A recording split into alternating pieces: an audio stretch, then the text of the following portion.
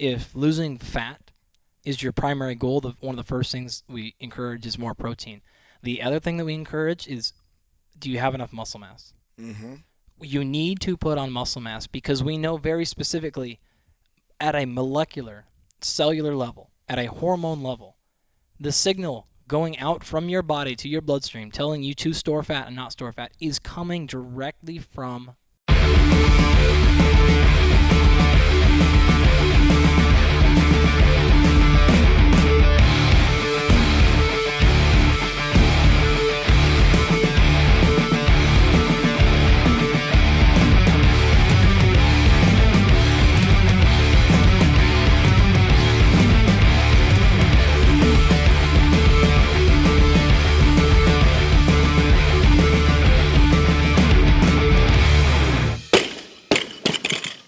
Yeah.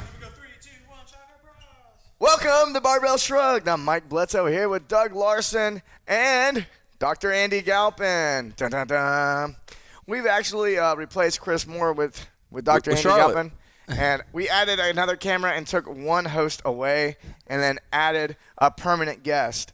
Does that make any sense? A permanent guest. permanent. Not a host. I am actually just kidding. Andy is a semi-permanent guest. We are filming in the new Barbell Shrugged headquarters. I know it doesn't look like much now, and we know that. This is the before episode. This is the before episode. Look, we got rings. Oh, it took them down. They're on the rings ground. are on the ground. All right. Sorry to break it to you, folks, but Chris Moore. Oh, Chris is Moore still on is the here. show. He is here. He's still here. Oh, we're recording. We're recording. You started the show without me? We started the show without you.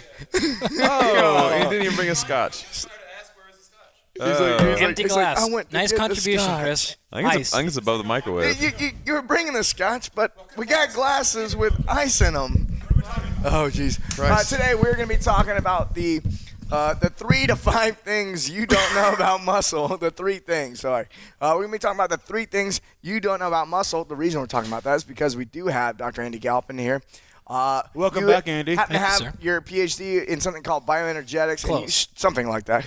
Yeah, Who human knows? bioenergetics. Oh, yeah. Sounds like horse shit to me. You basically have been studying muscle your entire adult life. Maybe even prior to that, who knows? Yeah, I certainly wouldn't consider myself quite adult yet. I know your The entire girlfriend says you're duration not. of your life. Yeah, You've been yeah. geeking out over muscle and strength and training. Yep. And we go pretty hard into it, so everything we do, we actually collect muscle samples. So we go in with a muscle biopsy, a big needle. We take muscle samples. By the we way, pull it out I and we was do it from there. Andy's first muscle biopsy candidate, subject, whatever you want to call it. which was a pretty Victim. awesome. Yeah, victim was probably closer to what actually happened. I'm just going to pour this out with a Stab heavy you hand. with a by the hollow way. pen. Yeah, about the size of a number 2 pencil went into my vastus lateralis. Yep. And then because I That's the side had of your leg. enough of these done in the past, I knew what it was supposed to feel like, so I was like kind of coaching him as he was doing it. Yeah. It was a lot of fun. I'm not saying I could do it better. I would probably totally hose it up, but I knew what it was supposed to feel like. The best part of getting those is your muscle starts like twitching and contracting. Yeah, it can. Super Charlie Yeah. horse. Well, Like Yeah. intense, weird feeling Charlie horse. Yeah, We've a whole lot gotten- of pressure and your whole muscle just cramps. yeah, we've certainly gotten a lot better now. Thank God. Than when we started. Well, I mean, it doesn't matter now because I'm not giving anymore. Yeah, right. Do you give us some booze and talk us up and loosen up the sphincters and everything before we get in there? Yeah, not really. Actually, I spent some time in Stockholm, Sweden with a guy named Paritesh. The Paritesh. Yeah, the Paritesh, one of the most famous, probably the first muscle physiologist in terms of actual muscle, so doing biopsies. But he actually got strength and conditioning. So he was doing things like fiber type differences between bodybuilders and rowers and things like that. Yeah. So he really got the practical stuff. Fundamental studies. Yeah, which was really important. But I got to watch him do biopsies and help him do biopsies after I had already been pretty good at them myself. And his technique, I'll say, was a little bit different, which was crazy because, I'm in and out in less than a second. In the muscle, chop, gone. Where he's got a guy on the table, and the needle is in his leg. He's grabbing his thigh. He's talking to the guy because the guy's muscle's doing exactly what you said. His muscle's kind of smarting and it's grabbing, and the whole thing's in Swedish, so I don't understand a word. And I'm just grabbing the suction, and Paris is like, run, run, run, run, run. And he's like, calm down. And the needle is in his leg. 10 seconds, 20 seconds, 30 seconds. He's Oh, chomping no. sort of away. And the Shit. guy's just like relaxing. And the Does idea that affect the quality of the like what kind of emergency responses are going in the tissue right there that could affect the well, result? it just depends on what you're looking at. In that particular case, what we were looking at, it didn't matter. But the sort of theory behind it is there's not actually pain receptors in muscle itself. They're pressure receptors. So it feels like an awkward pressure.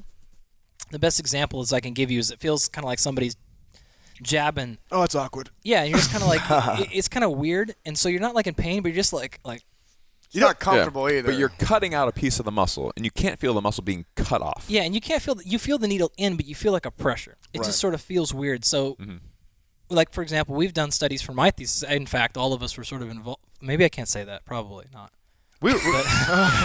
Too late But now. where we did biopsies, and then we did clean pulls. So from the floor all the way up at 85%, and we did 8 sets of 3. But we did a biopsy, did 8 sets, did a biopsy, did 8 more sets, And then a biopsy. then did a third biopsy, all from the same incision. So we've done biopsies of the soleus, had people run a marathon. I knew there's a reason why I decided not to be in this. Right? Had to do a Fuck that biopsy shit. after. So it sounds terrible and it looks awful, but it's Oh. actually not that. Don't leave out the tendon biopsy. Oh, fuck. It crippled me for By 2 far years. the worst one. Well, that's I couldn't kneel something. down for months. Oh man. I was probably a year and a half, 2 years on that one. Yeah. To fully recover. But, Thank you guys because that helped me get into my PhD program. So I appreciate it. But patellar tendon biopsy. Oh Yeah. Oh yeah. Yeah. We yeah. actually got rid of that biopsy needle. Like it's gone. People don't do that anymore. Oh. Well, it's funny because Because they were like, 2 or 3 days, you'll be fine. And then like 2 years later, I'm like, my knee still bugs me. yeah. Well, they had done it on a bunch of people who, and they had it and they waited and they're like, are your knees fine? And they're like, yeah, no problem, no problem. And so they're like, oh, we've done it on a dozen people. We haven't had any issues. So we guys do it. And we're all like, yeah, sure. Hey, why not? We're used to being guinea pigs for awfulness. I mean, remember the awfulness that we did for your thesis It's trying like, to figure we will out take that. a piece of tendon out of your shit knee. sucks. Here's $100. Yeah. Oh, yeah. Oh, my gosh. $100. Aren't you a poor college student? It We'll was never have more to work like again. More like we're going to give you 5 free Ensure bottles. I have no food. Yeah. Yes. I remember that. Like, do I get chocolate? Yeah. Free Yeah, calories. let's do it. Yes. Well, so anyways, they'd never done it with anybody, and then they actually do it with us, and we're the first 3 people that they'd ever done it with that actually really take their knee through a full range of motion at a heavy load. Like strength train and Yeah, and full so- squats and jiu-jitsu. Yeah. Yeah, and then all of Yeah. a sudden, like all 3 of us are like, oh, my fucking knee is just blown to pieces now. Yeah. And they're like, oh, well, I guess it doesn't matter if you don't actually use your knee, but if you use your knee, then we probably shouldn't take a biopsy of it. So, yeah. Yeah. Not a good idea. No, All right. those have been gone. Before we go any further, make sure to go to barbellshrug.com, sign up for the newsletter. That was like almost like an evil laugh. He was like, sign up for the newsletter.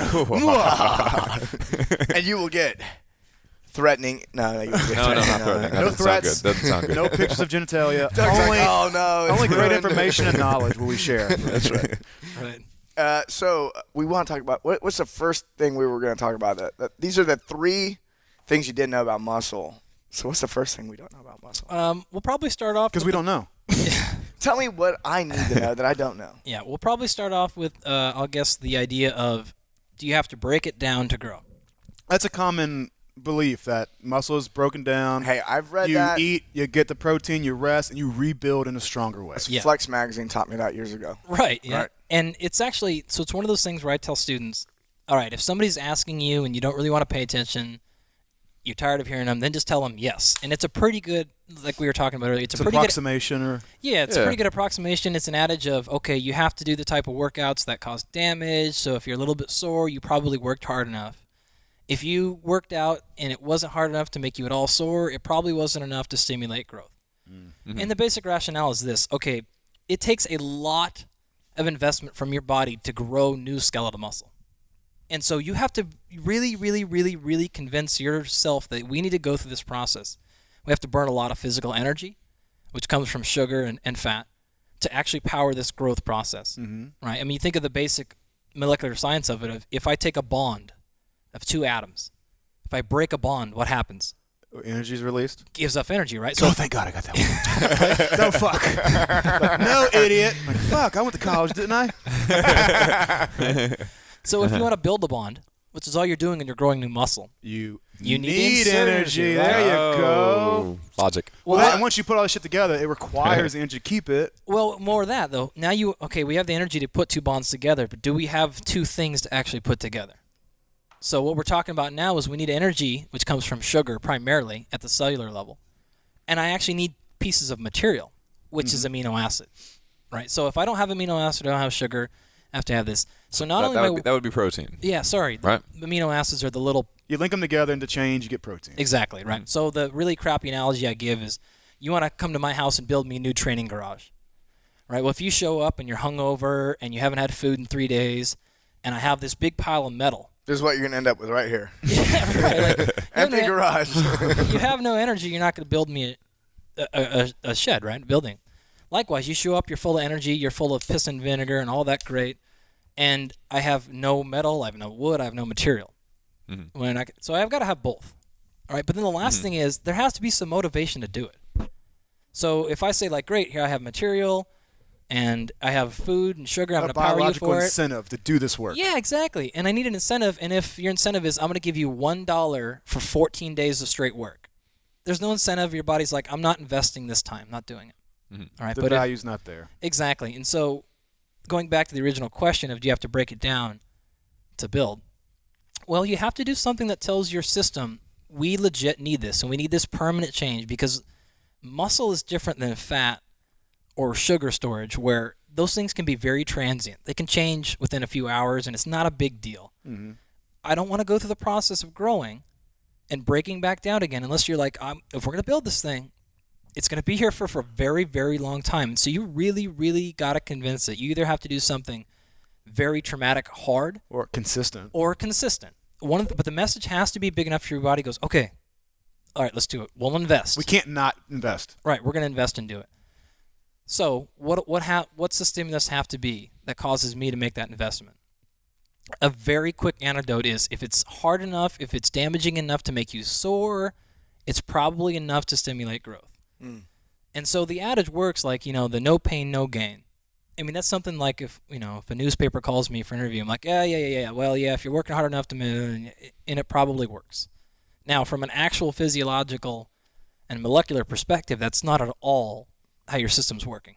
Not even close, right? So if you get level of sore, okay, my pain indicator is like level 1 is no pain, level 10 is the worst pain I've had in my life. If I get a level 5, or if I get a level 6, I don't necessarily grow anymore. If I go to 7, 8, I'm not growing any necessarily more than that, because that's not an equator of how much you're going to grow.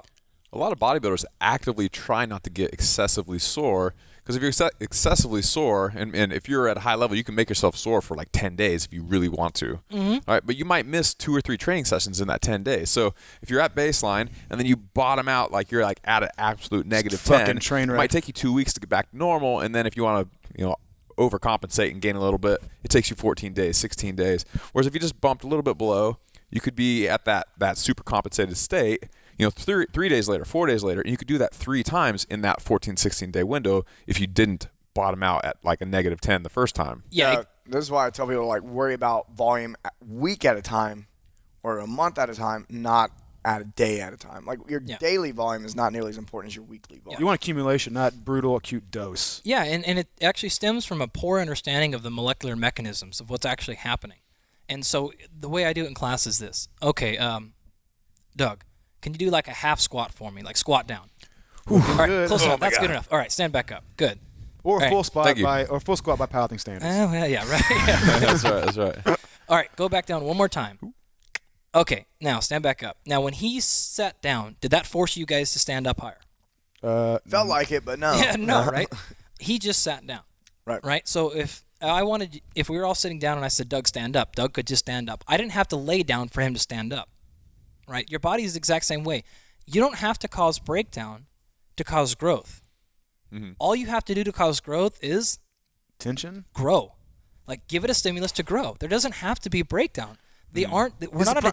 Is the primary stimulus tension across the muscle? Like if it was a substantial mechanical strain across muscle fibers, that is a strong stimulus that something's happening. That's one of them. Well, that's usually the stimulus necessary to get that muscle produce more force in the future. Well, I mean, that's been my understanding as well. It can be, but there's metabolic stress that causes growth as well. So the metabolic. We're talking about size, or are we talking about strength gains? Yeah, no, we're also? talking straight size right now. Okay. Just we're talking what we call muscle hypertrophy. So growing thicker, right? Not more just getting bigger. It can be mechanical. We're not talking necessarily about like contractile filaments. We're talking about just the general size of the muscle, which could Size be, of the cell. which doesn't necessarily have to be contractile tissue. Correct. Right. Correct. Yeah, so it you can can be get bigger without getting stronger, and that's kind of the reason why. Yeah. Yeah. You can put more fluid in the muscle, as an example. Yeah, and that's not really a training issue usually. No, not really. Yeah, right. And there's pathological bad issues, things that could make that happen. But as a training adaptation, if it's bigger, it's usually muscle hypertrophy. Yeah, generally bigger and stronger. Right. Generally. Yeah. So there could be the metabolic stimulus. It could be those things. But you don't have to cause breakdown, not even from like a practical perspective like we're talking about, don't have to be sore. But even from a molecular cellular perspective, it's not a teeter-totter system where the more breakdown, the more growth you get. Like we don't have this thing. They are actually the metabolic process of proteolysis, which That's is just a fancy sounding word. Yeah, lysis meaning Yeah. lysis is break, proteins, so it's a breakdown of proteins. And the anabolic process of the opposite side of that is protein synthesis. They're not opposite. So they could both be upregulated at the same time. They could both be downregulated. One could go up, one could go down, right? In fact, testosterone is a great example. Testosterone has a very unique ability to stimulate growth and also decrease breakdown. And so you get this is why it's so potent. This is another reason why maybe supplementing with BCAAs, branched chain amino acids, during training, like a lot of times the suggestion is, hey, it's going to reduce muscle breakdown if you have this. This is the argument that I hear. So like, and this is kind of how I understand it too. It's like if you're taking branched chain amino acids during training, before training, you're going to reduce the amount of muscle breakdown during your session, and that's a desired effect to a degree. May or may not. The real idea, though, with that is if you want to get them from supplementation or from general consumption of protein, fine, either way. Small differences on a bigger scale level. The real idea in that particular case is our original analogy. When those people show up to build your house, you want to make damn sure that material is here now. The BCAAs would be the material necessary to build the muscle. Exactly. And so does it help? Yeah. You want to make sure that you are topped off. The system is here. You have every But it's supply. not the stimulus. Not really. Right. It can be, though. For example, if you were to just sit here and ingest some sort of BCAA, whether it's food or you take a supplement, the level of protein synthesis will go up. And so in itself, it is a stimulus. It tells you to grow. Sugar is funny in the fact that it does the exact opposite, where it actually decreases breakdown. Very specifically, and it comes back to an energetic balance. It says, hey, we are in a state of plenty of energy. We have sugar. Don't break things down, because the reason we're breaking things down is to make energy. We have plenty of sugar. Right. This is why the combination... No reason to break down muscle if we have sugar. Exactly. Yeah. This is why the combination of sugar and protein makes such a potent... Make sure, all right, you want to grow, you got to make sure we got 2 of these things topped off. Yeah. A lot of people say carbohydrates are protein sparing, which basically means that it inhibits protein from breaking down. Sure. So in cases where you're trying to gain a bunch of weight and you have excess calories and you're eating more carbohydrates because you're trying to grow, in some of those cases you actually don't need as much protein because you're not at reduced calories like when you're trying to lose weight, where you're constantly breaking down protein. So you need extra protein to kind of offset the fact that you're breaking down extra protein all the time. So when you're gaining weight with extra calories, you can actually eat a little bit less protein than when you're losing weight, which is super counterintuitive. Yeah, exactly. And actually, that's one of the things in my sports nutrition classes that jumps out at the students the fastest is when I tell them, hey, one of the first and most effective things we do with people trying to lose weight is to bump up the protein. And they're always like, what? And that's the idea we talk about. And they're like, oh, okay, now it kind of makes backward sense. But yeah, that's exactly. So we have independent function of sugar and protein, and we have independent function of muscle breakdown and muscle growth. There's a basic correlation there, and it's fairly strong. This but explains why I'm so shredded all the time. It's like all the protein I've been eating. I don't understand. Yeah. So why am I so jacked?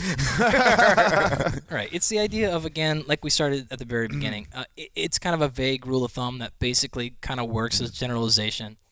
If you're not training hard enough to where you're sore, you're probably not giving yourself enough of a stimulus to grow. You probably won't grow that much. I do talk to some high-level athletes. Like they train, we'll say 10 times a week. You know, they're doing doubles most days. Some days they do a single. They take a day off maybe once a week, but they're doing a lot of sessions each week. Their volume is relatively high just because they're doing 10 sessions, but in each individual session it's not crazy high. And for those people that are in super good shape, not just with strength stuff, but cardio, like in every possible way, they're a CrossFit Games athlete or whatever, they're in really good shape.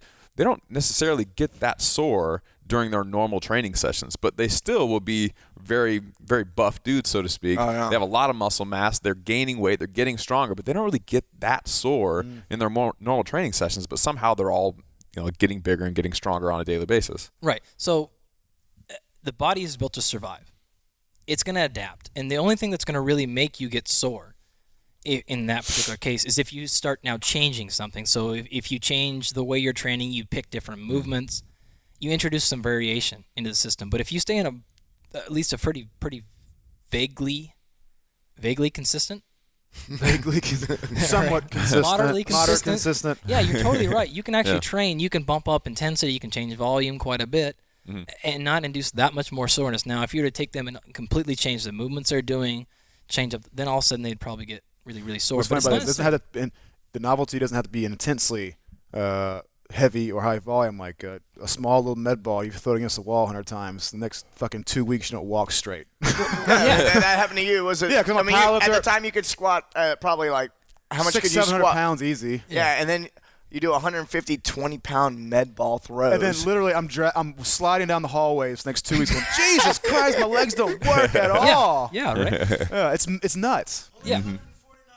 Yeah. Like McGoldrick was watching me do I get like 5 tosses. What's funny is if you look at the that. volume load, it's not that much different. The volume load compared to a squat session with a barbell versus that, the volume load might have been even similar. So emotionally or crushing less. that stupid fucking workout. I got 5 reps into it. I'm like, oh shit, this is already hard. Like, don't worry, man. You only got 150 whatever left, or 145 whatever. Come on, man, let's go. Like, Jesus, you're demotivating me like crazy. Well, we just got a safety squat bar a few months ago. One of the best bars you can buy. Yeah, and Natasha, my girlfriend, had never used one of those things before, and I had used one a lot, but I hadn't done it in a while. And so, like the first day we got it, safety's a little misleading. in fact, Most unsafe bar It you should be can the buy. danger squat bar. right? Like McGoldrick's actually there, and so I think we did something ridiculously mundane, like 3 or 4 sets of 10 with like 60 kilos.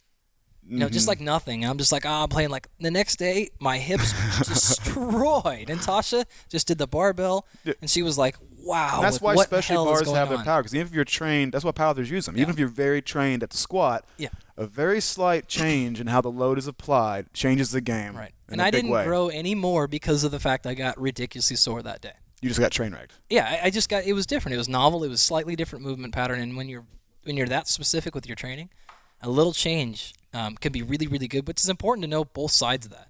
So it's really important, as you're getting close, say, for example, to a competition, that you don't deviate from what you've exactly been doing for that example. You imagine you get this record sore 3 days before a competition. You're fucked. Oh, that's a problem. That's Well, it's a like, really big problem.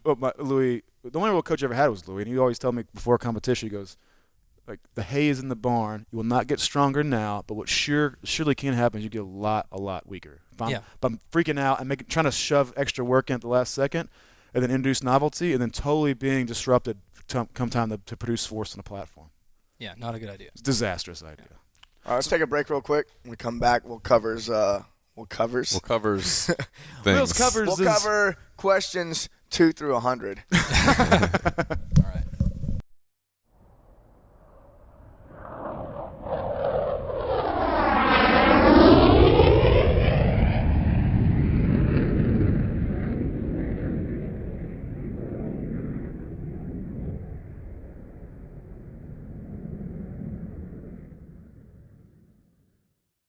System. Welcome back. Yeah. Look at my Barbell You're on. Shrugged. And we're back.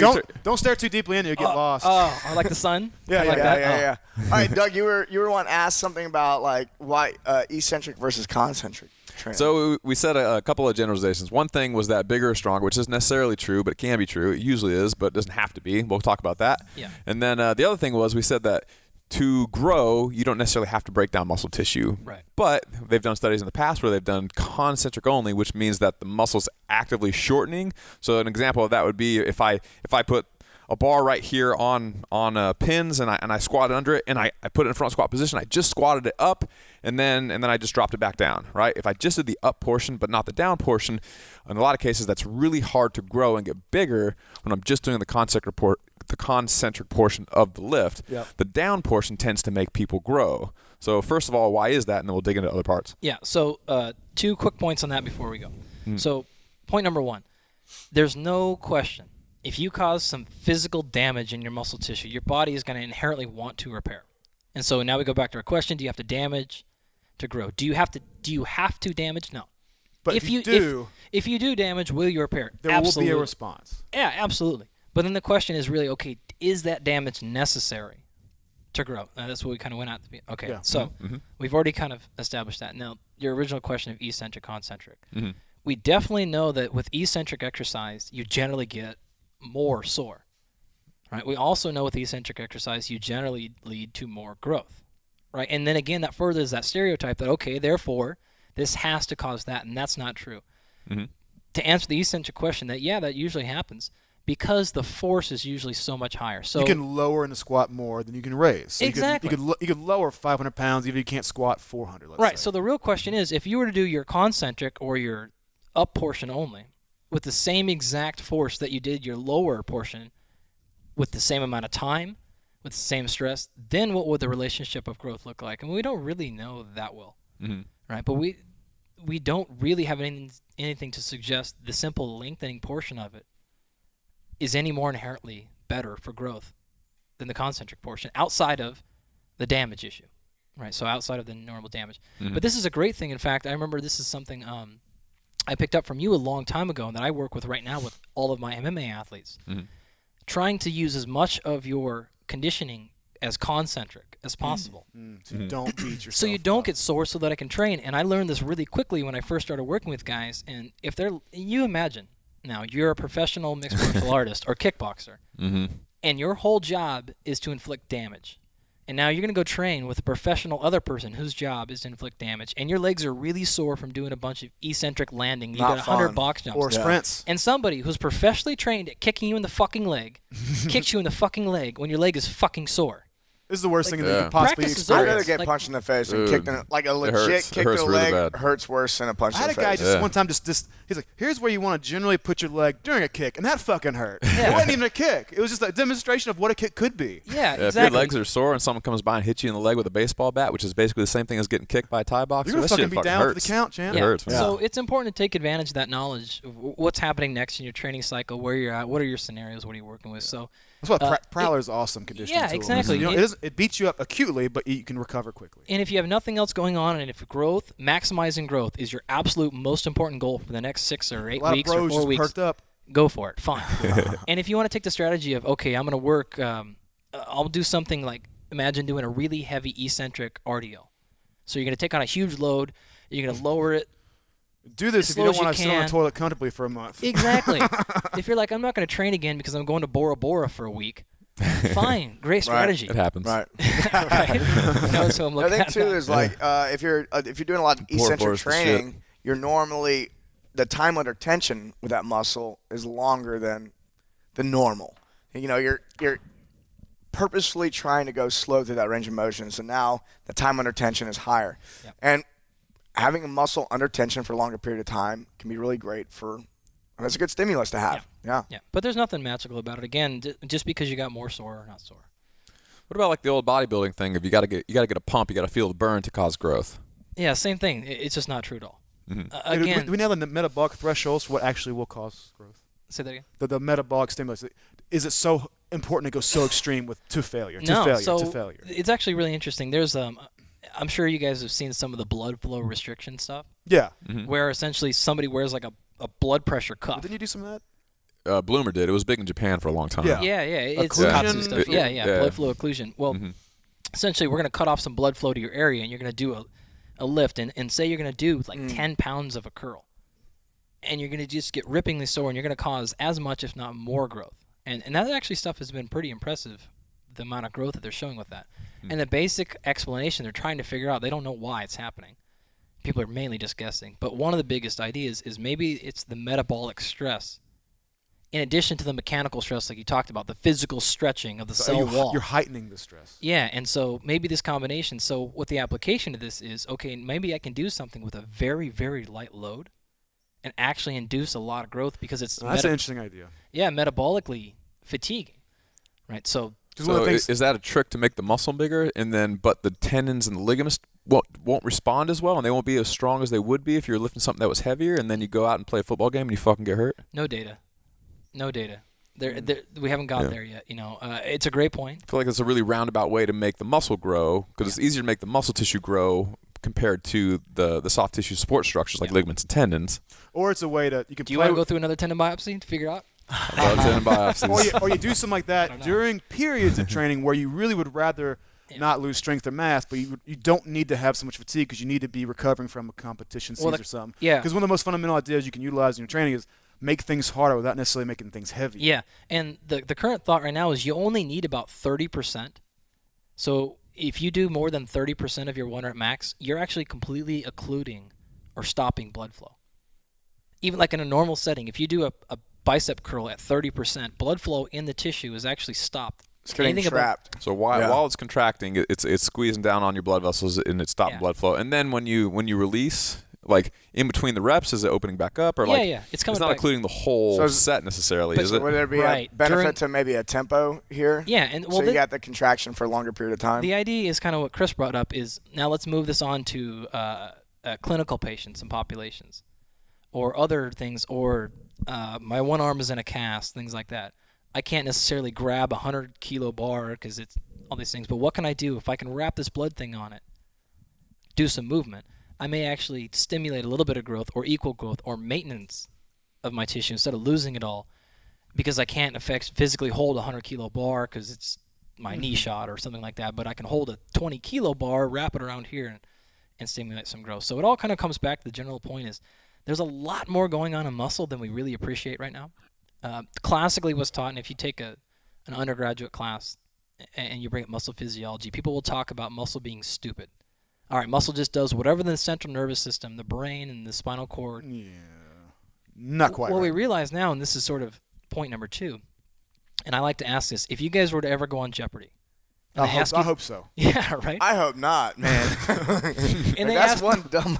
They ask I'll take the rapist for 500 today. If they were to ask you a question, what's the largest organ in your body? Some people would say skin. Skin would be the answer. If you're on Jeopardy, say skin. That's going to be the right answer. But we actually know that that's completely wrong. And it comes back to the basic idea. To be an endocrine organ, what that essentially means is, are you an organ that's sending out signals? And for forever, we thought signals go to muscle. So nerve sends it to muscle, blood sends it to muscle, and then muscle does. But now what we realize is that muscle is actually our biggest endocrine organ.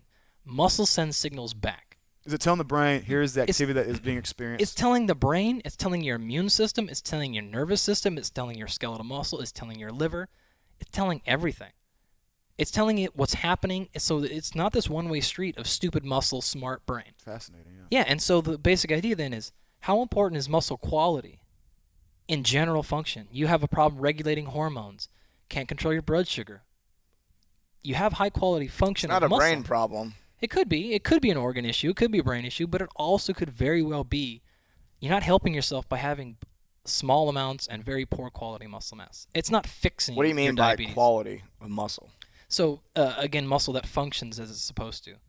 So if you can't do basic human movements, that's a very vague indicator that your muscle can't function doing Sure, the these muscle other may things. exist, but it's not contracting. Or if it's not being stimulated in a consecutive, cumulative way, then there's no sort of skill for it to be sending these signals out, right? It just not, that part of the cascade is just not there. Yeah. So data's incomplete. So as a quick sort of story, when I was in my doctorate, we had to actually go through medical school.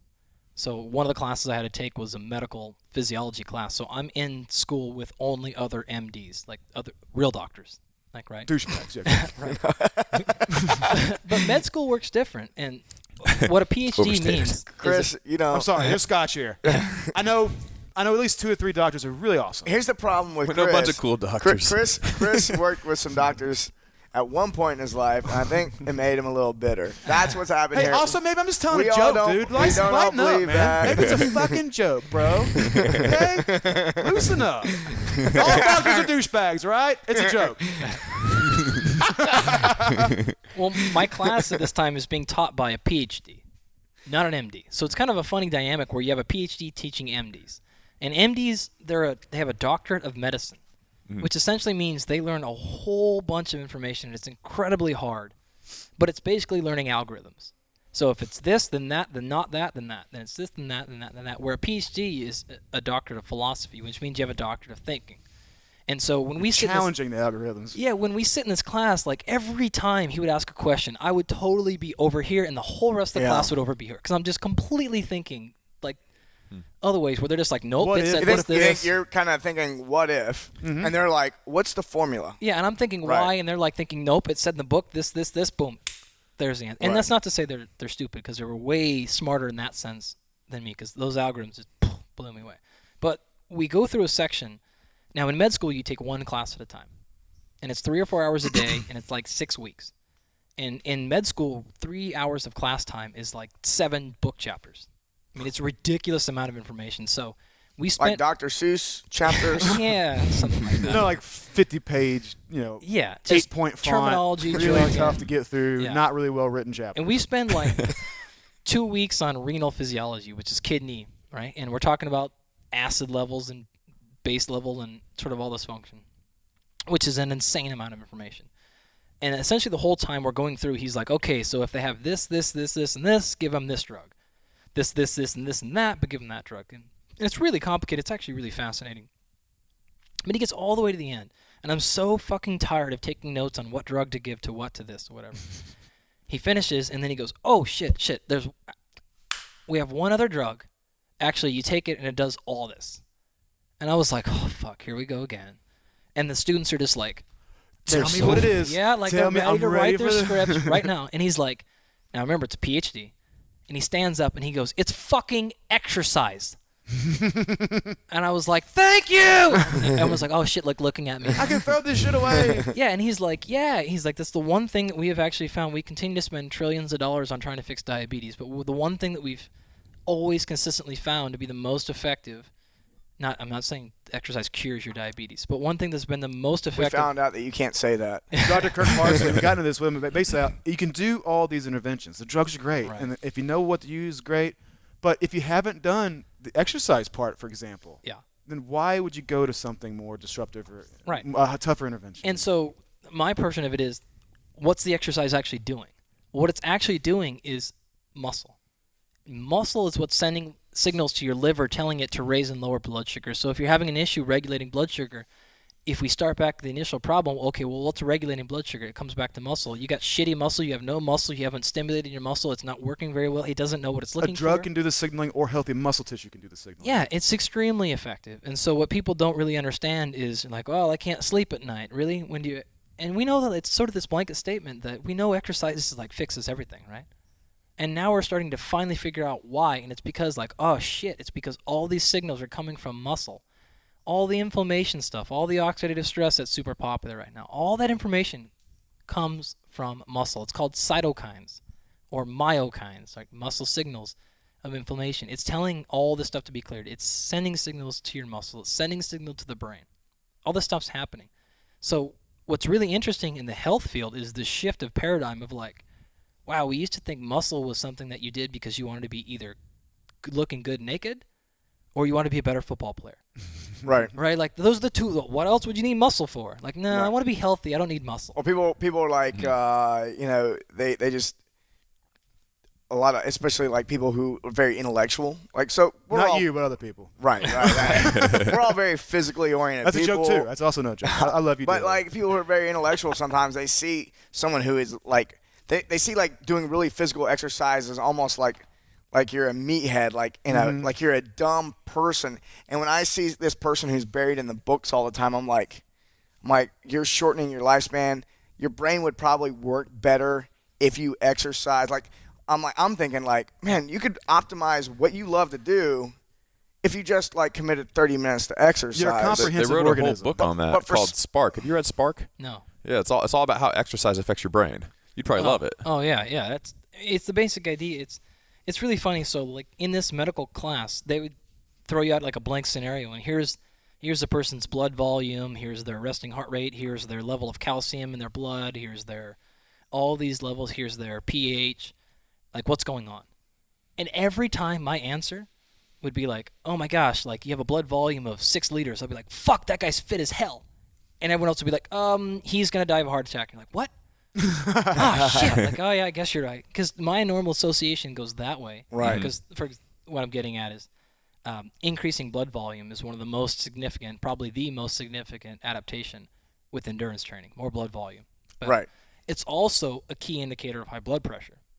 Right? That's why they put you on diabetics if you've got high blood pressure, right, to lower blood volume, things like that. And so, but it's You're trying to fit more blood in the same space, and the blood pressure goes up. Yeah, exactly. But in an athlete, that's probably the most adaptation you can have. Probably the most important adaptation for endurance is more blood volume. Right. So. Well, in the case of the endurance athlete, they have more space to put that more blood volume because they have higher capillary density. Like they're growing new pathways to put that new fluid you need in some more cases. blood. Well, that's And exactly you have what more it is. muscle mass, and It's you the need more need. blood. Right. So in the particular case of bad, it's a situation where you sort of self-induced more blood when you didn't need it. In the other situation, it's you have a rationale. You need excessive blood. You put yourself in a stimulus for it. So, but it was just the perspective, like you're saying. Like my idea and my thought on all these things is so over here, and theirs is so over there because of our clinical background versus mine.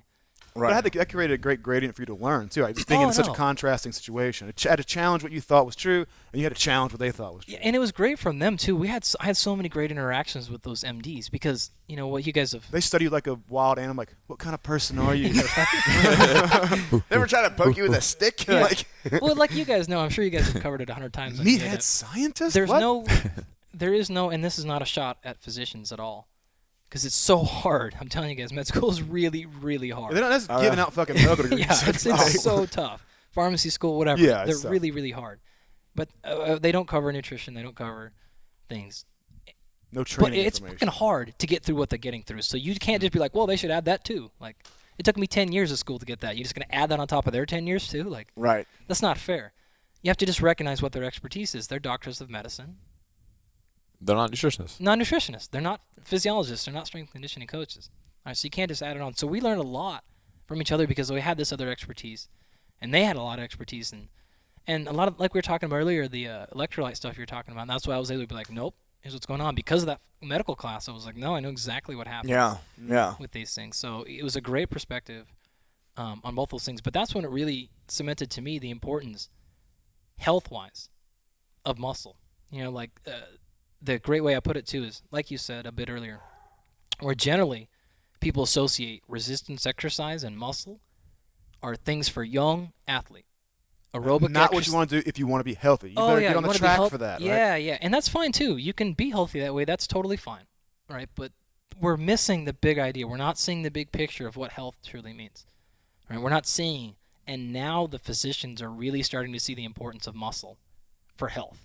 Right? Which is why you're seeing the prescriptions talked change. it said the correlation between your ability to exert force like your legs with age being so highly correlate with whether or not you're diseased or susceptible to injury or more And whatever. autonomy too, I'd imagine. Yeah, There's autonomy, actually everything. a guy that I worked with a little bit named John Myers at Stanford. He did a couple of really monumental studies. So study number 1, he looked at what was most significant predictors of Don't how say long. like you've read this shit. No. I know what he's going Oh, yeah, I for. read that. He I said, remember that publication. No. I know. I've heard him talk about this, Okay. but not on the recording. Oh, I haven't heard. Dummy. I thought he said, because his hands just went deep into his pockets was- and his I was hands just also- Oh, I shrank found away. a quarter. I was also playing pocket pool. No, but I love this. Yeah. Yeah, Now, I saw this in your class once. I actually sat in one of your classes, and you Oh, yeah. talked about this, and I was just like, everybody should hear this. yeah, and so this is keep the framework that this work is done in not young, healthy people, right? So he's looking at mostly people who have had some previous cardiac issue, have had a heart transplant, heart attack, something like that. But he was trying to tease out what are the most significant predictors of how long you're going to live, right? And the number one thing he saw was your VO2 max.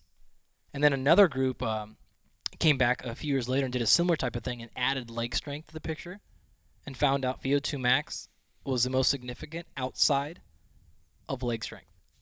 Where So did LDL fall? Yeah, did not make the significance level. Right. Like didn't land on the list. Nor did blood pressure. Nor did. Yeah, so let's review that real quick. All things that doctors usually This is looking a really for. good point because people want to put so much emphasis on these blood panels because the blood panel is an easy test for a doctor to do, and that's why they do it. Well, it's and realistic. it's a number and all this kind of stuff. But I remember you were giving this, and I was like, it's one of those things where it should be so obvious. Yeah. And it should be an easy test to conduct in a lab or at a physician's office, but it's not being done, and people can argue why or why not. Yeah, there's a lot of good reasons. It's one of the only tests that the doctor can do to you. Right. As well. Right. The patient doesn't have to do anything. They don't have to interact. There's a lot. Yeah. There's a lot of, and I don't want to waste the rest of the time talking about why. There's a lot of good rationale for those things. But the actual example I give is Doug in my class. And so people are always confused at this point. They're like, oh, you're strength coach, of course. Like, that's why you're trying to play off Doug, strength. he's so handsome and all that, blah, blah, blah. Of course he is. But what I show them is this. In fact, after I've been giving this lecture for several years, a new paper came out just this year that showed that lean body mass, so the amount of muscle mass you have on you, is actually the third. So now we have this trifecta of like the three most significant predictors of not how likely you are to get hurt, not how unhappy you're going to be, like the three things that are going to directly tell us how fucking long you will live.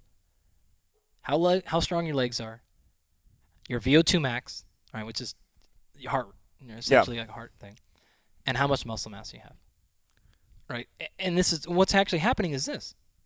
So I show a picture of Doug doing a squat, actually with a camber bar squat. There you go. With just the bar. And I said, all right, now, and they all know you for the most part because of the tech WAD assignment that I make them do. Mm-hmm. And so they see you do this We squat. force people to watch my show. Yeah. Just the way I like it. You love forcing people into things. That's why you're about to, never mind. All right. So I show them, all right, now you imagine Doug stood up with his barbell. What's going to happen to his heart rate? If he stood up once with that barbell, what's going to happen? Going up. Yeah. How much? Like, what do you think? What's a Quite a bit. I mean, you do a heavy set squat. No, you're no, fucking just toast. the bar. Just the bar. Oh, a little bit. 20, 30 beats. Maybe, okay, fine, whatever. So he goes up to 80, 90, 70 beats a minute.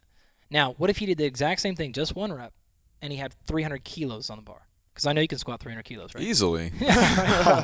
Well, that bar would be fucking vicious. Now what's going to happen to the heart rate? Probably, 180 to 200. Well, it's going to occlude, probably. Right. Like, he's going to stop, yeah. like, if not, higher. And so let's take this in the opposite direction. Now, imagine standing up off the toilet is like 300 kilos to you. And you go to the physician. Which is sad to say that people can barely do that sometimes. Right. And now you go to a physician, they're like, wow, your heart rate's really bad. It's a cardiovascular issue. Your heart's out of shape. Is it? Is it really a cardiovascular issue? Or is the fact that everything is so hard because muscle function is so poor that it causes you to respond because now you've occluded blood flow everywhere?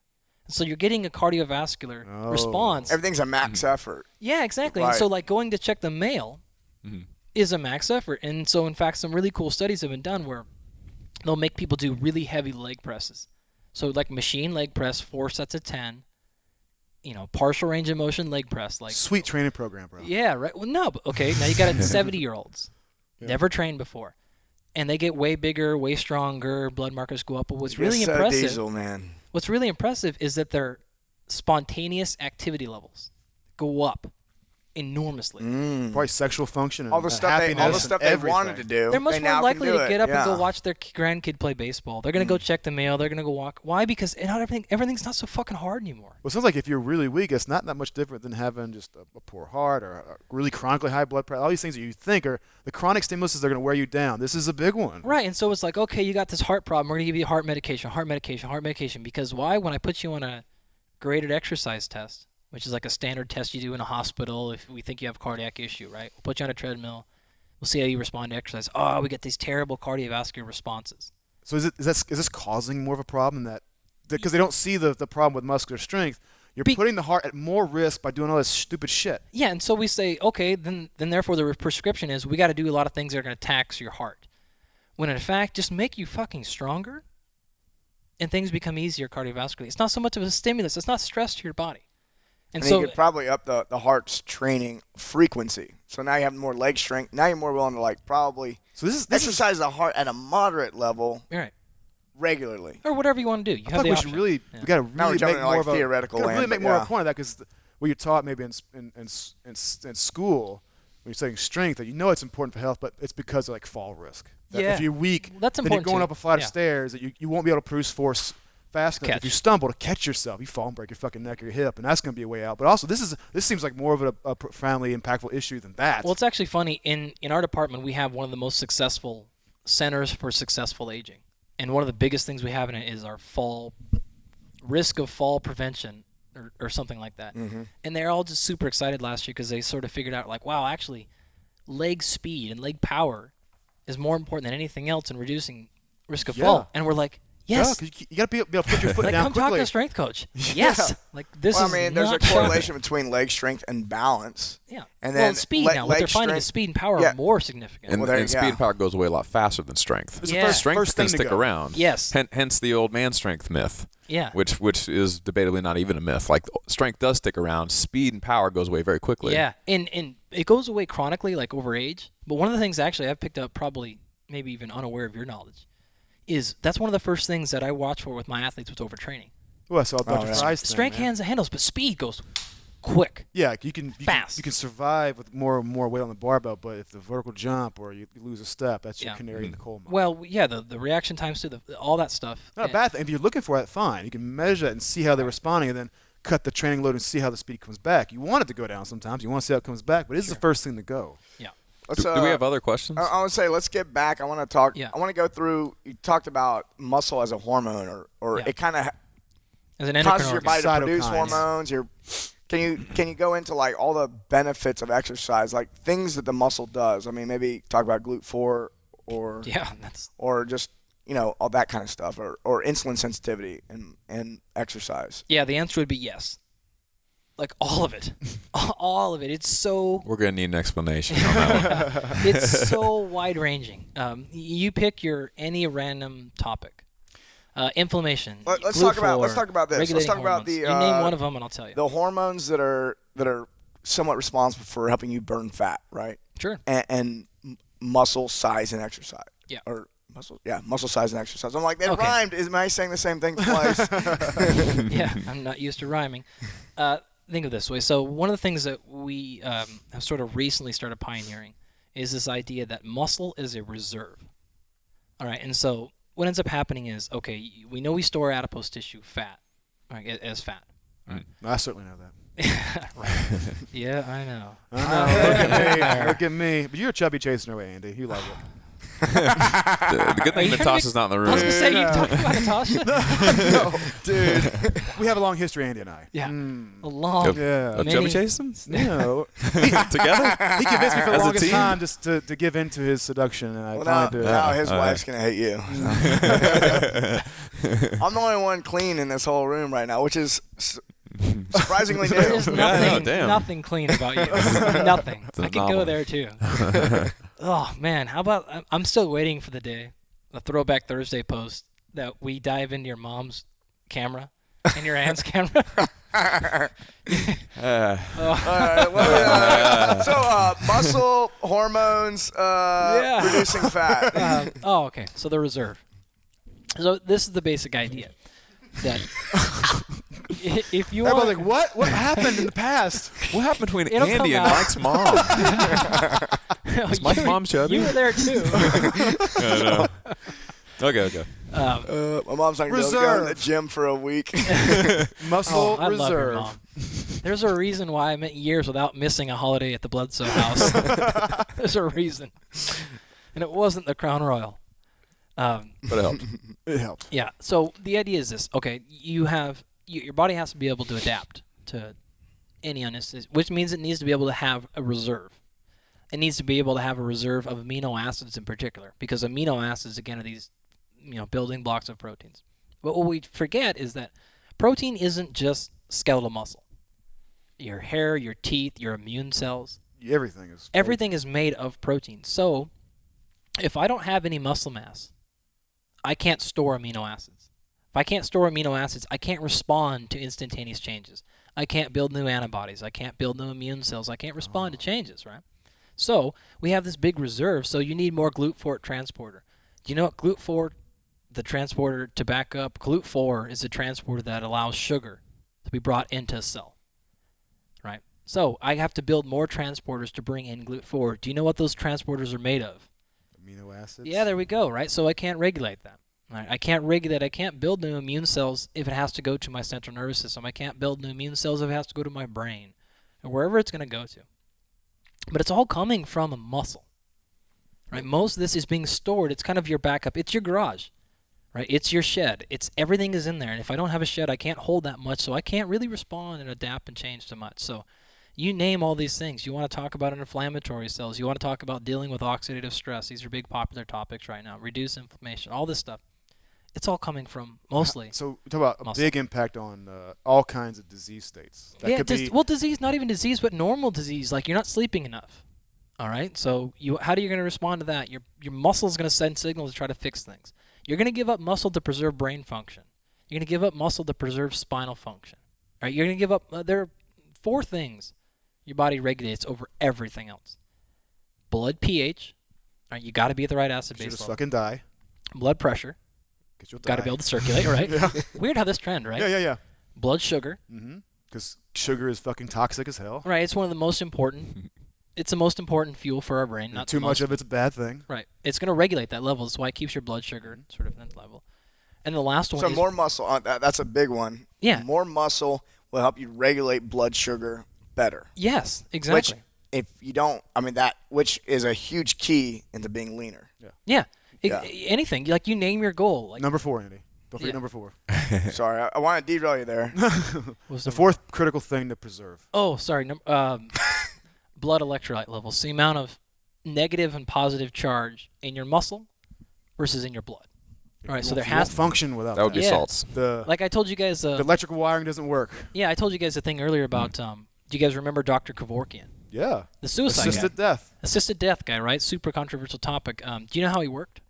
You know what he did? What he gave to people to kill him? I do now after you told me earlier. After I today. told you earlier. What did he give? Potassium or something? Yeah, so he would basically give people an IV of straight potassium. Potassium is K plus, positive charge. And so what he was doing was screwing with the difference in electrical charge between the blood and outside and muscle. In this particular case, cardiac muscle. So what essentially happened is now there's no difference in gradient of charge, and it becomes an equilibrium, and then the heart just goes like, all right, no reason to change electrons. And the heart just stops. Sorry, heart starts Right. beating. Yeah. So, point I'm getting at So that is don't inject yourself with huge amounts of potassium. stop eating bananas. We've learned this today. Listen, all right, I know Hey, what I man, learned from that I got episode. this cool new drug. It's called potassium. Want to go in the back and check it out? No. No, you get super wasted on potassium, You got any Coke? That'd be good enough for me. That's a joke. Yeah. No Coke. right? So, point is, like, we want those things to be super dialed. We want them in this range. Everything else can be fuck away everywhere. We don't really Yeah, care. who gives a shit about that? Yeah, but we got to have that stuff in its range for those main function, right? And so, muscle is what's giving us that wiggle room. And so, we actually published a paper. So having more muscle allows me to do stupid stuff and survive. Yeah, so here's a great example. We published a paper last year where I went to Sweden, and we took all kinds of studies of everything of these cross-country skiers that were in their 80s and 90s. They were world and Olympic champions in the 40s and 50s and had never stopped training.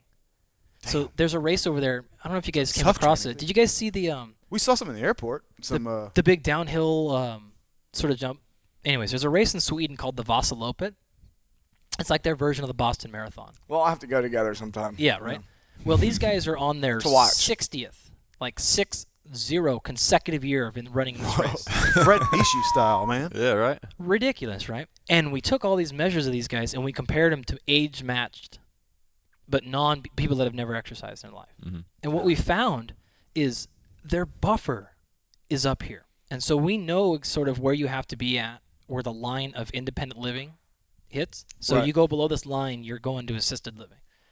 And our controls, like if this is the line, our controls are right here. They're like hovering right over. So one thing happens, they slip and fall, they get the flu. Like one thing done. happens, they fall below the line, they're screwed. Our guys are here. They were double yeah. where they're at in terms of VO2 max. The VO2 max of these guys The was numbers almost... you were telling me of these guys with VO2 max, I was like, is that real for like a 20-year-old? Like, Yeah. it was So- probably the average college student will never get to this point. I try to explain this to our people. We had so our group average was right around 40 milliliters per kilogram per minute. An average college person is right around 40. Right. So I'm telling my like 22-year-old kids, like literally, if a tiger breaks in here and it's a run to the death, you are going to get eaten. This 90-year-old will outrun you. You will stop before this 90-year-old. And it's crazy because they have that buffer because their muscle function was incredible. It's up there. I mean, they weren't lifting, they were just skiing, but their muscle function was so well preserved that if something bad happened, they tear an ACL. Were they doing just cross-country stuff or also some jumps? No, just straight cross-country skiing. That's probably, I think, isn't that like the number one exercise for like heart health or something? Like people with the highest they have VO2 the max. highest That's VO2s. Well, yeah, okay, that's sort of I like won't not correlate true. that too much, but like, yeah, they have like the highest VO2 max. Supposedly, some kid, 18, 19-year-old kid, this last year popped like a 96. Whoa. Yeah, he's supposed to be yet to be scientifically verified, which is ridiculous. That's For insane. example, Mine was 56. Is he an last X-Man? time I did it. yeah, you're probably. Is he a mutant that's got 57. superpowers? 57, just 1 point over Doug. Oh, Next nice. thing. I think you were 41. This guy's the next step in human evolution, man. Yeah, I mean, a great Jeez. example like a Lance Armstrong would be maybe the Don't bring small cheaters 80s. into this discussion. Damn dirty Prior to cheaters. Right. Everything he did in his whole life doesn't matter now. Yeah, yeah. So, the real answer is what does it do for all these particular things? Is it gives you buffer, it gives you wiggle room, it gives you the ability to adapt, handle insult. Yeah, it's incredible, really. Yeah. It needs to be said more often. People need to understand how important it is. It's not just for vanity. It's not just so you can look huge and Yeah. pick up chicks or whatever the fuck you're going for. And It's of for you can course- be healthy and long living. Yeah, and of course there's a law of diminishing gains. Like, I'm not saying you need to squat 700 to have a healthy heart. You get to a point. But if you can't, let's say, do a body weight squat, like, you got a problem. If you're 25, like, and you can't do a push-up, If you don't have an You're- excess amount of strength to do everything you need to do, there's a problem. yeah, So what I got from this is like you want to have plenty of leg power. Yeah, You want to it makes life you want to easy. have a great VO2 max, and being lean is good. If you're covering those three bases, Yeah. you're probably going to live a long, healthy life. Yeah. Barring like Yeah. an accidental Tiger train crossing Until Andy or lets something. a tiger loose in your fucking classroom. Yeah, until I let a tiger loose. And, of course, Then you there's just have to beat the other guy. Yeah, the slowest man. will there's lose. plenty of things that can cause you to die. There's no guarantee by any means. But you're stacking the deck in as much of an advantage as possible. You'll be resilient. Yeah, So, you can handle the change, but when we see people lose mobility, it's because of a loss of muscle function. We don't see people lose mobility because of a loss of cardiac function. Like, we just don't see that. Like, that pretty rare. I heard a while back the number one reason that people get put in nursing homes, not the number one reason, but a big reason people get put in nursing homes is from a loss of thoracic mobility. Yeah. And Thoracic rotation. He's already doing the Yeah. thoracic rotation, I don't know which if that's- basically means they can't turn around and wipe their own asses, and so the family's like, okay, you're going in the home. Yeah, I don't know if Damn. that's true at all. I've heard the same thing. I don't It's a know great if story, though. I don't know if it's- it probably came from Doug. That's where you heard it. Yeah. It might be. Probably. Doug's like, I know. I'm I heard putting it. my parents in the home once I have to. That have happens the to me. rest. That's right. I'm buying a bidet if that happens. I heard But- that from Mike Boyle. I'm not sure where he heard it from, though. Yeah, he probably made He it. heard it from another guy who heard it from somebody, I think. Yeah. And then that guy heard it from somebody. Yeah. too. Doug's mom better keep that thoracic Yeah, Mom. rotation going on. You're going in a home. You're looking for any reason to that send was more sprayed- Becky into a That home. was sprayed down with a water hose. Mom, you look like your rotation's getting a little shitty. You should probably check out a home. What? Let's be clear. Like, Like, you wipe my ass a million times, not returning the favor. That's right. That's a But- pay it Well, but- forward but- type of thing. You wipe your kid's ass. Yeah, pay it forward, not But back. to your point about the cross-country skiers, I did read some studies a while back when I was putting together the MMA talk that me and you did years and years ago, Oh, in like Orlando? 10 years ago that we presented at a conference in Orlando. Yeah. About the cross-country skiers who improved strength levels and improved their VO2 max and performance independent of aerobic training. Like Oh, they're yeah. already Oh, high-level sure. guys that have Oh, like yeah. VO2s in the 80s. They did strength work, and their Yeah. VO2s went up, even though they didn't change any other aspects of their training, and they were already really well trained. Actually, to add more to that, what they actually did is they removed a third of their training and inserted essentially plyometrics. And that's the response they had. Mhm. And yeah, we've seen that dozens of times where, I mean, don't get me wrong, if you just do box jumps, your VO2 is not going to go to 80. Like, that's not at all. Yeah, all what that stuff we're is just saying. saying that strength training is also important Is for important endurance portion of it. athletes. Yeah, it's incredibly important. And I think what's Especially if you've There's no already power had lifters that are having VO2s in the 80s that are really good cross country skiers because they do a lot of strength work. Not No, that no, I'm no, no. aware of. I think you are quite aware of that. Didn't you try to move to CrossFit for a little bit there? And I did all Was- right, but the yeah. biggest So I problem think you're aware of the it. biggest problem I found was gravity. Yeah. It's everywhere I go. It Really. rides you all the time, Yeah. especially on pull-ups and shit. It's tough. Right.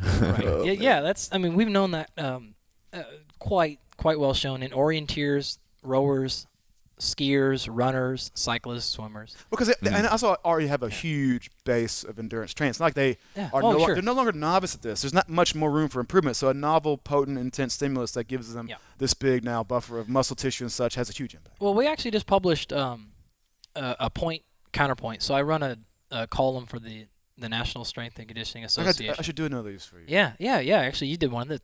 You did high bar versus low bar squat or powerlifting versus weightlifting. And then something like that. and then a benefit of weightlifting versus powerlifting for sport. Right. So we just did recently one on sort of what's the role of strength training and endurance, and we had somebody who, for whatever reason, still didn't think that it was important. And one of the main journal editors came back and was like, "Are we really still asking this question?"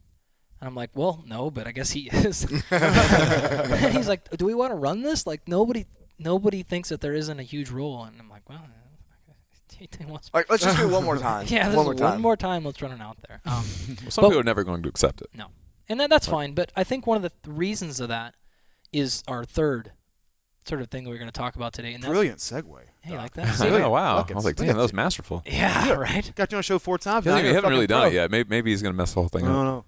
Yeah, Finish the pressure. segue. Finish the segue. Yeah.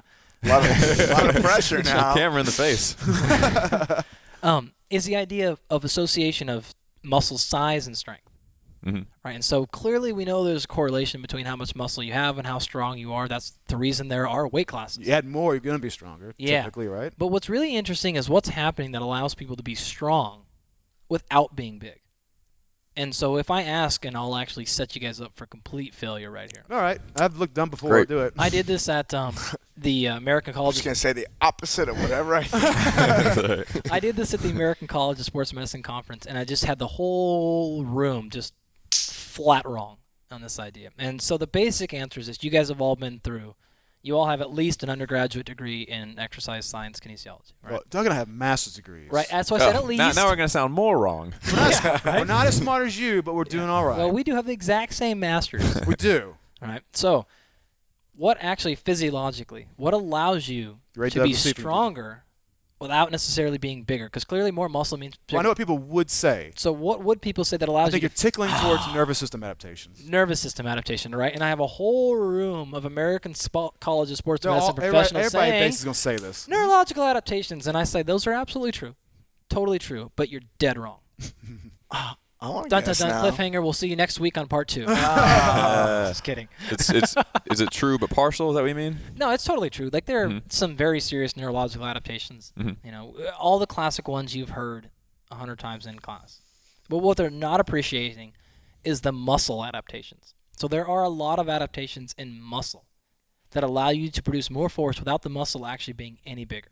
And that part of the equation is Like heightened phosphorylation and Sure. all that jazz. Like So yeah, give us examples This has there. been a long time since I talked this. I was a muscle physiologist at one time. you No were a good longer. muscle I physiologist. was good. In fact, actually, by the way, you're going to be.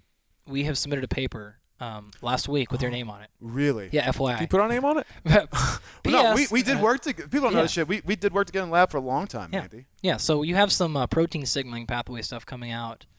Well, there you go. Yeah, look at this. No, but for a while we were studying in the lab. Mm-hmm. Have people detrain, have them train, Right. take a biopsy, break down the muscle, run your electrophoresis, and see what proteins were turned on, basically, and which ones are down-regulated, and how's that affecting performance. Yeah. So what ends up happening is the way that muscle grows is it's pretty specific. So it takes some complex explanation of what actually happens. But the way that I think the way that you explain it, Doug, is really crazy.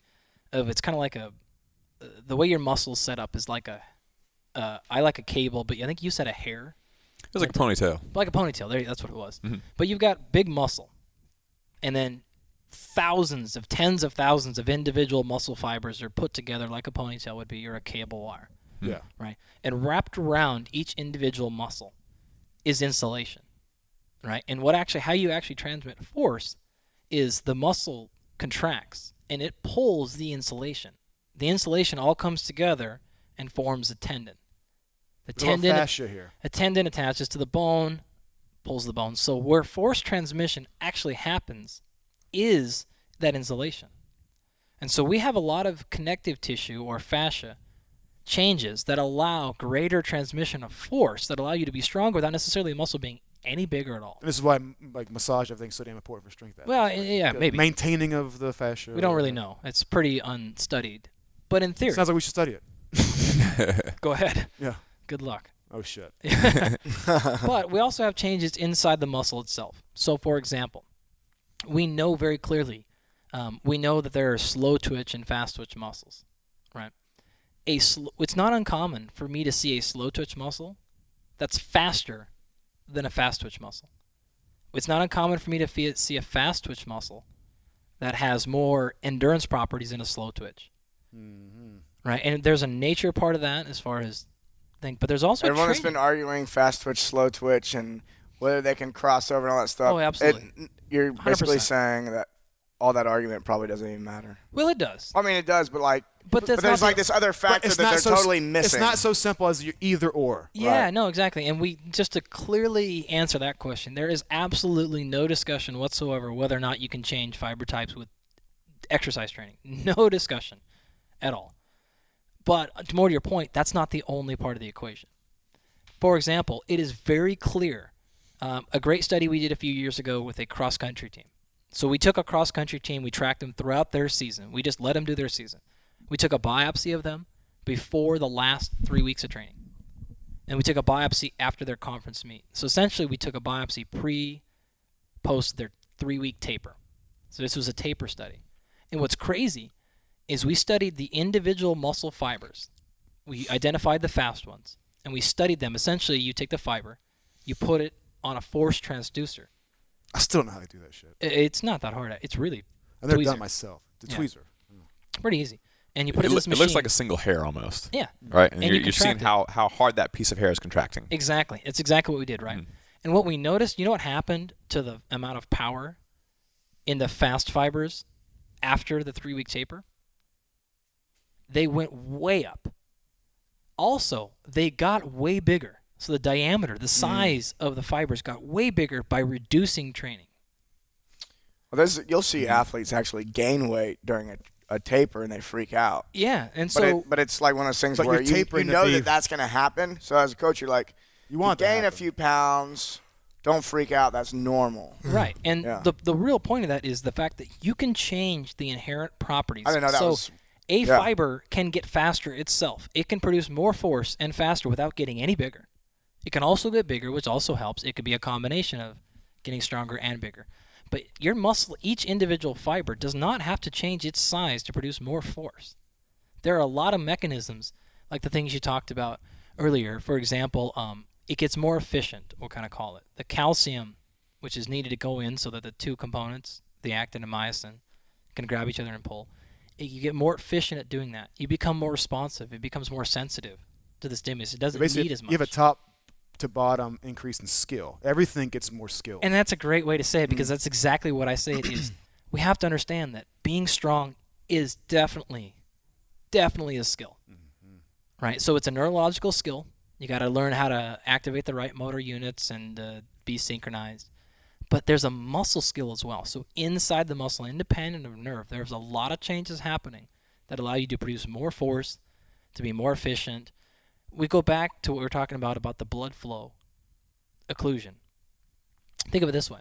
If you are so efficient with your muscle, you can produce X amount of force, and you don't have to generate any more motor fibers. I'm not going to occlude as much blood flow, right? So I don't need to turn on as many fibers to produce X amount of force. So if we think of, this is what Brian McKenzie's always talking about when he's talking about you have to move efficiently, and that's going to enhance your endurance. So people are always Right. like, what are you talking about? Right.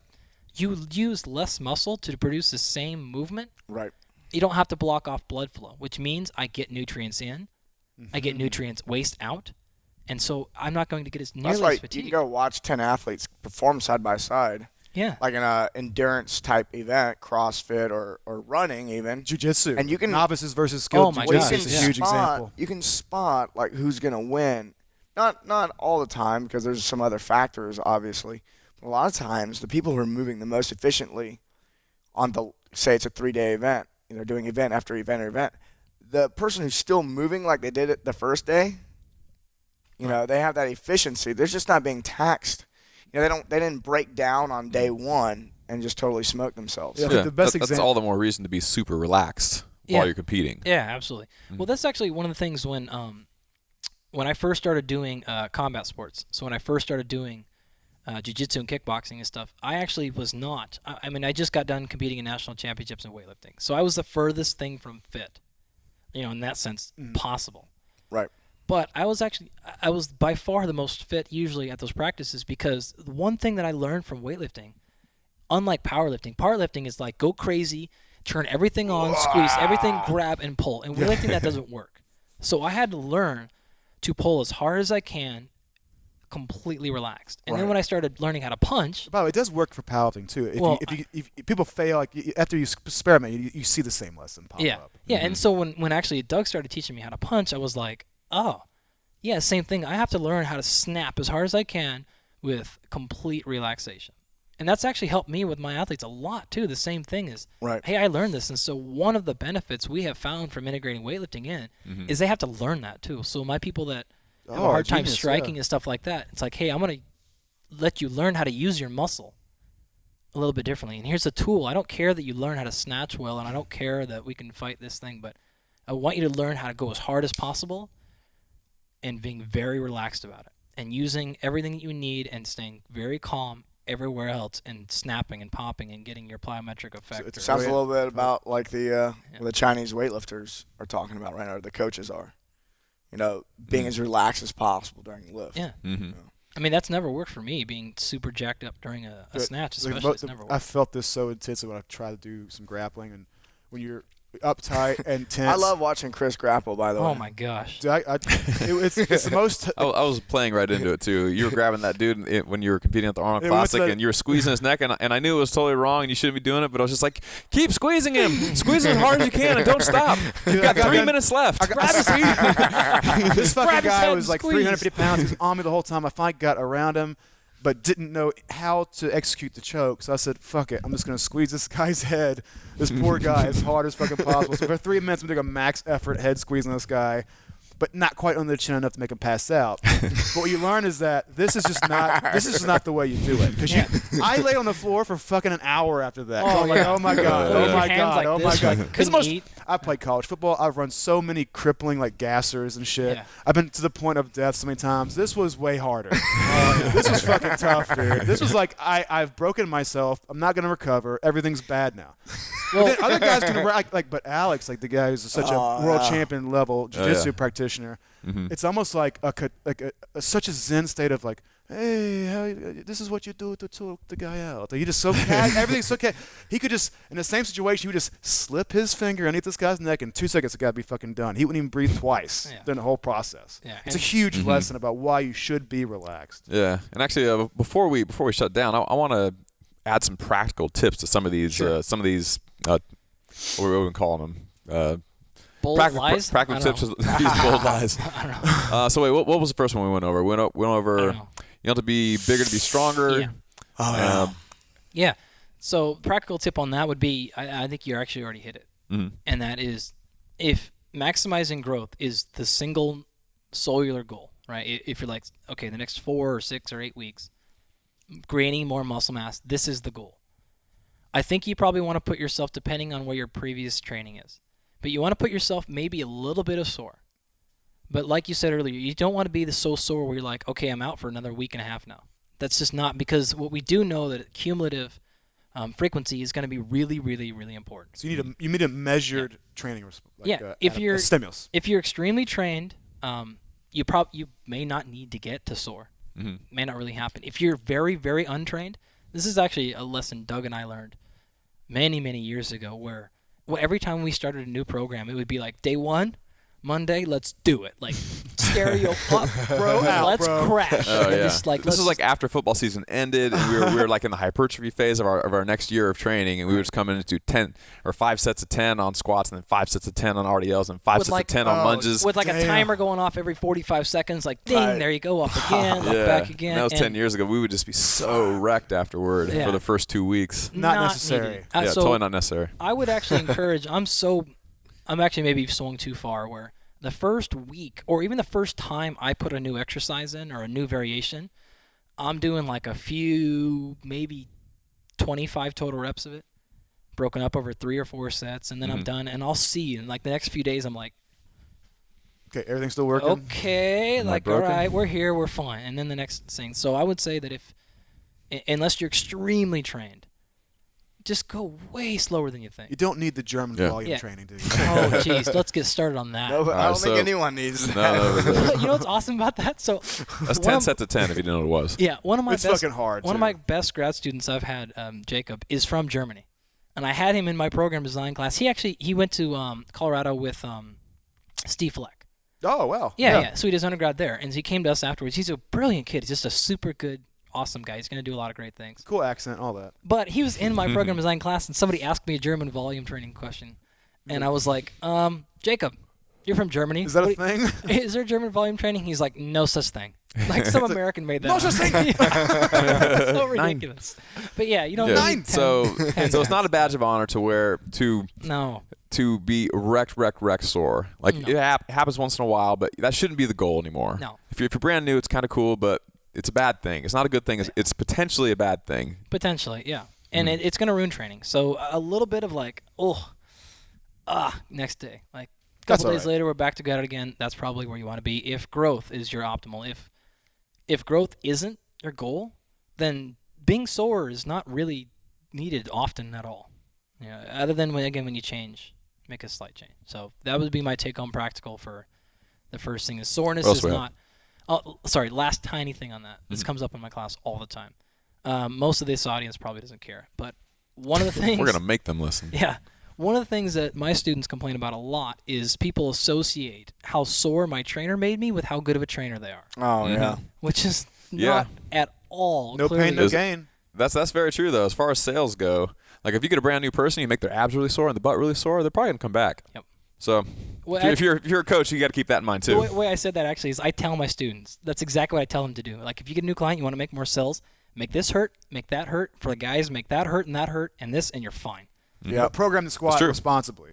Don't even put it in there. Just like 1,000 glute bridges, crunchies. Don't care what it's doing, like how effective it is. Make this, and sore the first week, and you'll keep them as a client.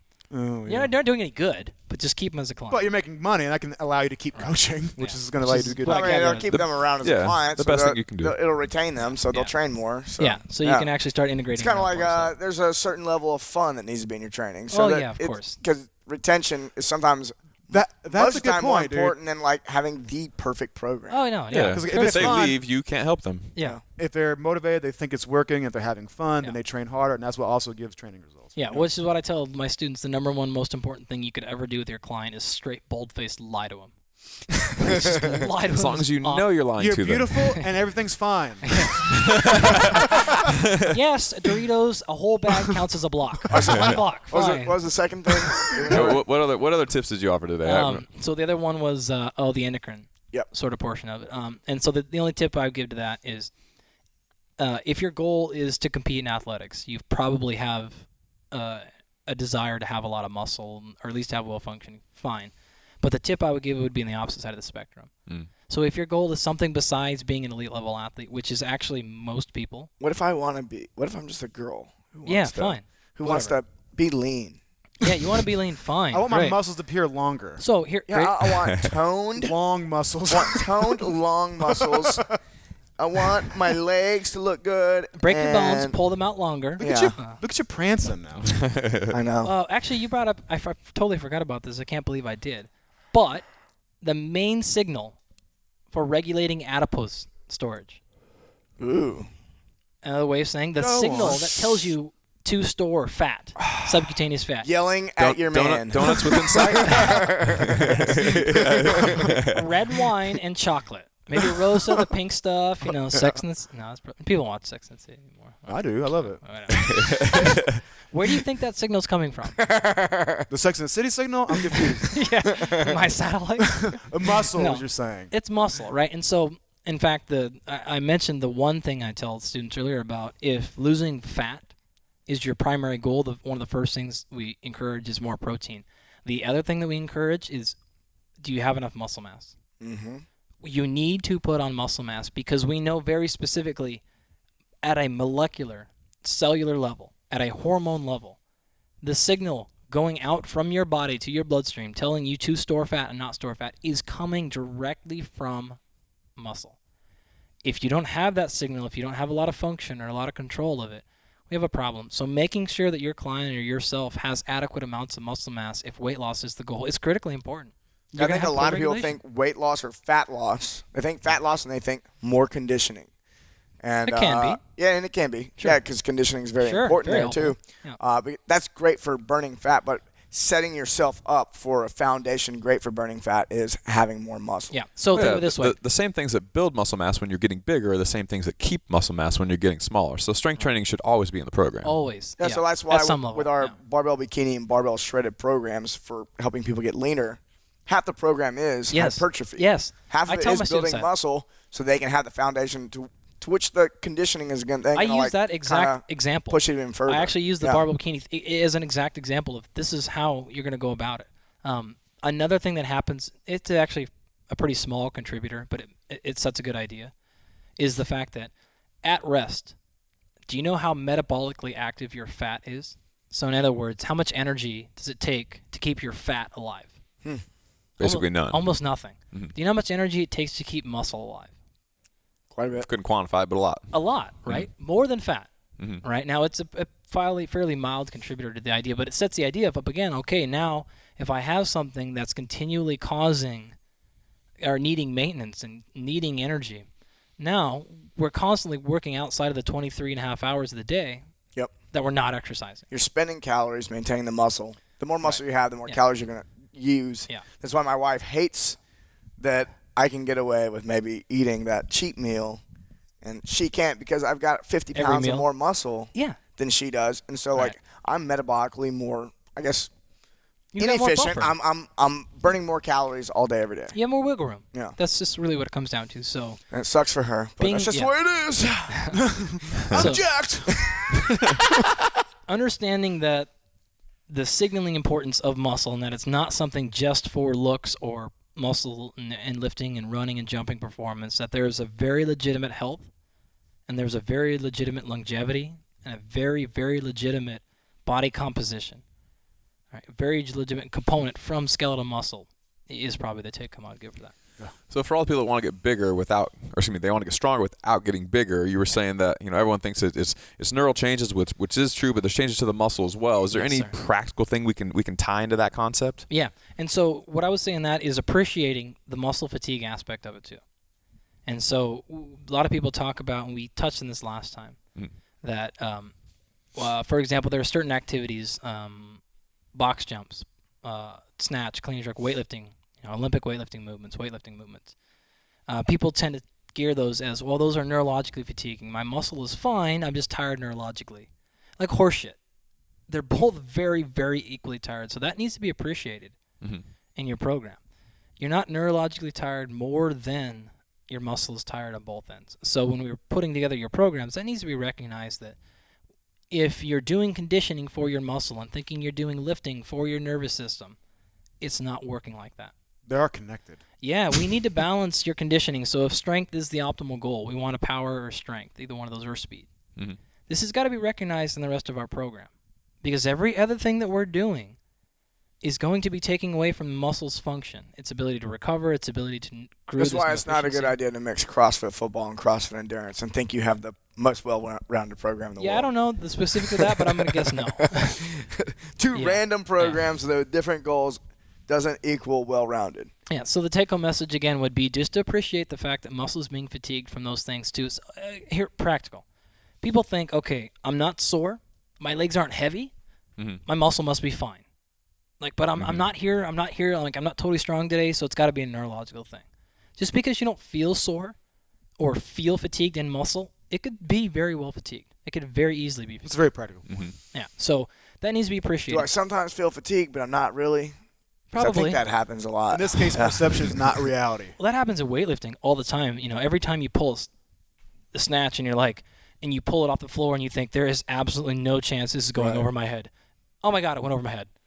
It's also why some of the shittiest workouts you ever think you're going to have don't turn out to be so shitty. Yeah, I've had PRs on days. Or some where days you feel fucking great and it's not happening. It's like, what happened? Like, on meet day I showed up and I felt great, and why did I have such a shitty meet? Yeah. Awesome. Yeah. So that would be my take home is just appreciate the fact that muscle is paying the price too. So for every little thing you're doing, and even the most innocent things. So we've shown some pretty cool recent data from a friend of mine in our department who showed that stretching. So if you were to hold a hamstring stretch, if you take it to terminal stretching, so you take it to the point of its discomfort, and you hold it for a minute or two, he showed in that particular study, vertical jumping power was reduced 48 hours later. So significantly, and that actually comes back to probably that connective tissue thing we were talking about. Mm-hmm. Highlighting the idea, again, you have to really pay attention. Something's happening here. You have to appreciate the muscle aspect of what's going on of all these things. It's not just nerve. Just because you're not tired or sore doesn't mean muscle isn't tired or sore. So if you need to adjust your program, you have to ride the wave, go easier that day, or whatever you have to do, more skill, more speed. Fine, you got to recognize that too. Yeah, sometimes mobility really can make you where you're kind of less springy. Yeah, it's the Mark Verstegen example of having snap, where he says if you go like this and you snap down versus pulling it and getting a little bit of tension, then you snap down really, really hard. If I had way more mobility in my finger and I pulled up to that same point, but there was no tension, then I'd be right back to going like that without any snap. Or do that so again. To speak. Put that in there. Now pull it up there and leave your hand in that position for a year and a half. Now if you let it go, what's going to happen? Right. It's just going to lightly fall. Yeah, and right. so this is a concern with, those things and where that, because clearly anyone that's done any really good mobility stuff feels like, wow, this usually feels really good, and you feel better. So there's a lot of interesting things in that field that we have no idea of what's really happening big picture yet, for all those things. Yeah. That wasn't an argument for don't do mobility. No. That's why I wanted to. But it is potentially something to think about. Well, what I'm getting at, the way we brought that up, because that's not at all. I'm glad you said that, because that's not at all what we're saying. It's just that appreciation that muscle is going through things too that aren't just because you aren't sore. Doesn't mean muscle isn't paying prices for things out. Right. So, if speed or strength is the maximum goal, pay attention to everything else too. Everything else has to be appreciated. Awesome. Thank you, Andy. Yeah. Dude, that was pretty dope. That was a lot of shit. Yeah. If you nerded Lots out, of shit, right? Lots of shit. It all sucked. Boy, CTP, you didn't actually we press talked about lots of things. You Lots didn't of press awesome record, did you? Good shit. If you nerded out on this tremendously, make sure to go over to barbelluniversity.com and sign up. Put your email there. That way we can notify you anytime we start putting together more information like this. Sweet. What other episodes were you on? 19. 19. And Oh, shit. I'm looking at you, my friend. CTP. Too many episodes. 78, 92, 88. For like 4 or 5 times. You've been on a couple other times. Just search Galpin at barbellshrugged.com and you'll figure it out. Yeah, that'll be on there. Thanks, Andy. Anything else you want to mention before we go? I do, actually. Do it. A couple of things. We have had a pretty good response from the previous times I've been on here of people asking me about wanting to come to Fullerton. Oh, cool. For our Center for Sport Performance, because they hear this type of stuff. And we've had some really good interactions, so I would further encourage people, again, if they're interested in this type of stuff, please get at us. We love new grad students. The best way you're going to learn is you hear something like this that interests you, Yeah. and you think this is something you want to learn more about, get in your fucking car and go see Andy. Hang out for a little while. Yeah. Even if you don't go to school there, spend some time, hang out. If you want to volunteer, do something to contribute value to get more information At out the of Andy. school, I'm sure he'll not take his it. house. Yeah. At the school. So you need an assistant. Careful. I don't know where she's at. Yeah. Yeah. She doesn't know she's getting fired. Yeah. Never. Yeah. I have a pretty packed speaking schedule coming up next year. So if you're interested in that stuff, just let me know on the social medias, and I can sort of tell you. For example, I'm confirmed. I've got San Diego, Orlando. You'll be at Fitovation with us. Yeah, there you go. Oh, Right. shit. There you go. There, Paleo FX, all that stuff. I'll be in Sacramento, be all over sort of the country in a bunch of different places. So just get at me on the social media. Yeah, if you want to see Andy speak, and we'll be there too. Fitovation is one. Yep. Weekend of March 20th in New Orleans. and then also at Paleo FX in April in Austin, Texas. Yeah. I'll link to your social stuff in the post again. So Yeah, people solid. can find, and if you follow Andy on Instagram or what have you, and Twitter, you'll be He notified. should. He's got some cool stuff going on. At Dr. Andy Galpin, Dr. Andy Galpin, and I post a lot of our research stuff, so you can see some pretty cool images and the muscle stuff that we do. All that stuff's on there, and all the other real practical stuff we do. We have some really cool conferences we put together. I actually have the first ever MMA specific conference at the NSCA that's coming up at Colorado Springs. Sweet. Very cool. So we have some big heavy hitters. My UFC guys are going to be there. But we have a lot, and if you're interested in having me come out, I'm doing several talks early January at local Southern California CrossFit gyms, some small seminars on nutrition and stuff. So get me on there if you're interested, or if you want me to come out, it's no problem. We do that stuff all the time. Yeah. Also, if you only listen to the show on iTunes or you just watch the show on YouTube, go to barbellshrugged.com and actually watch the episode on the site. Chris has been doing awesome write-ups for months now, and you might be missing out on those cool write-ups because they're not on YouTube, obviously, and they're not on try to iTunes. add a little more information, you have more context, and also anything we reference, try to link to it so you can easily click and find more about whoever we had on. Basically. Yeah. And I'll throw up some of our pretty aesthetically pleasing research stuff so you guys can throw up Yeah, some of those send videos. my way, and man. stuff. I'll post it in. Yeah. So, yeah, and we did the daily, so I'll probably have a few more daily entrances coming in soon. We got a whole bunch more shit to do with Andy. Yeah. All right, muscle on 3. 3, 2, 1, muscle! Join the conversation every week after the episode over at barbellshrugged.com. This is also where you'll find new episodes of Barbell Shrugged, Technique Wad, Nuggets and Pearls, Barbell Business, Get Change, plus new articles every day on our daily blog, written by us, guests of the show, and some of the biggest names in strength and conditioning. So, go there and leave a comment now. Oh my gosh, wow, that's so cool. Yay, that's so awesome. Did you like this video? If so, subscribe to our channel and share this with your friends. And if you want even more free, awesome resources to help you reach your fitness goals, plus some updates that we only share over email, head over to barbellshrugged.com and sign up for the newsletter.